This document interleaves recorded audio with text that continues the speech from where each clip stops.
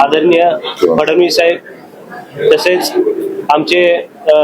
रवींद्रजी चव्हाण साहेब, तसेच या ठिकाणी आमचे पालकमंत्री जयकुमारजी गोरे साहेब, सचिनदादा कल्याण शेट्टी साहेब, आमचे आमदार देवेंद्रदादा कोटे साहेब,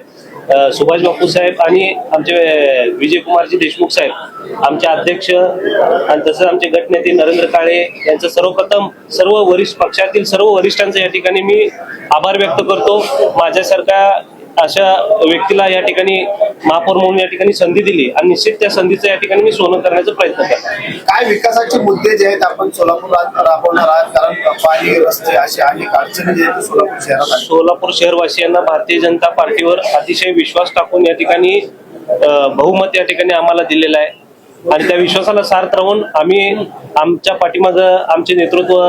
आमचे डॅशिंग, आमचे पालकमंत्री आमच्या सोबत आहेत आणि सोलापूर शहराचा या ठिकाणी त्यांच्या माध्यमातून सोलापूर शहराचा या ठिकाणी आम्ही जास्तीत जास्त पाण्याचा विषय असेल, या ठिकाणी डीपी रस्त्यांचा विषय असेल, शहर स्वच्छतेचे विषय असतील आणि ग्रीन झोनचा विषय असेल, या ठिकाणी आम्ही